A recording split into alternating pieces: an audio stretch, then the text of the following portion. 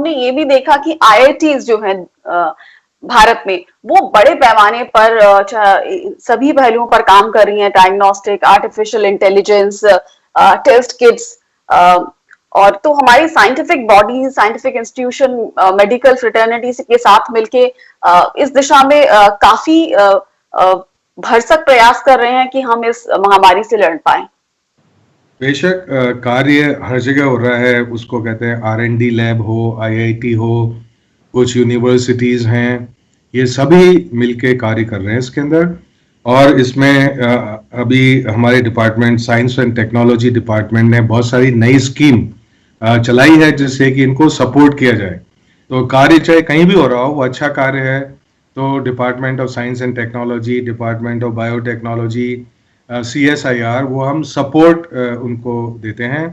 तो जैसे कि आपको बताएं, अच्छा इसमें स्टार्टअप का भी उभर के बहुत सारा योगदान है, उनका जो रोल है वो बहुत तेजी से उभर के आया है। तो हमने मैपिंग की सारे स्टार्टअप्स की, तो उनके पास बहुत सारे ऐसे सॉल्यूशंस हैं जिनको बहुत जल्दी बाजार में उतारा जा सकता है। तो हमने पाए करीब ऐसे 100 से भी ज़्यादा स्टार्टअप जो अभी करीब करीब तैयार हैं अपने प्रोडक्ट बनाने के लिए, चाहे वो प्रोडक्ट डिसइंफेक्शन सिस्टम्स हों, चाहे वो product related to ventilator, low cost ventilator for home use हों, इस तरह की बहुत सारी चीज़ें आ रही हैं।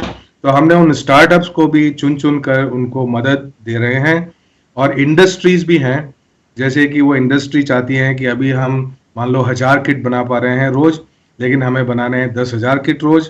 तो उसको स्केल अप करने के लिए उनको जो संसाधन चाहिए, कैश की ज़रूरत है, वर्किंग कैपिटल की ज़रूरत है, वो भी हम सब दे रहे हैं। जैसे कि एक एग्जांपल है इसका, माई लैब इन पुणे, तो वो PCR की किट बनाती हैं, तो उनकी क्षमता 5 गुनी बढ़ जाएगी, जो हमने उनको सपोर्ट किया है उस कारण।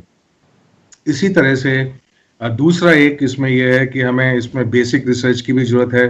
हम देखना होगा कि इस वायरस का बिहेवियर क्या है, कैसे अफेक्ट करता है, इसको रोकथाम के क्या उपाय होंगे। तो जो बेसिक रिसर्च है उसको तो हम सपोर्ट करते ही हैं, तो लार्ज नंबर ऑफ प्रोजेक्ट वो चालू हो गए हैं।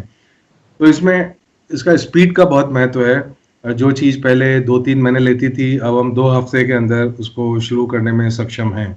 और इसी तरह से हमारी जो साइंटिफिक कम्युनिटी है वो भी इसको समझ गई है कि बहुत धीरे धीरे कार्य नहीं हो सकता इन चीज़ों के अंदर, और ये बहुत डायरेक्शन के साथ कार्य हो रहा है, मिलजुल के कार्य हो रहा है।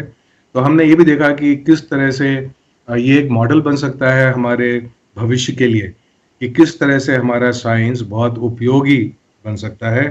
तो हम प्रॉब्लम डिफाइन करें और हम मिलजुल के कार्य करें, हमारे संसाधनों का पूरा उपयोग करें, पारदर्शिता के साथ, शेयरिंग के साथ, कोलैबोरेशन के साथ, बजाय कि कंपटीशन के साथ। हम ऐसा करेंगे तो कोई भी चीज़ असंभव नहीं है।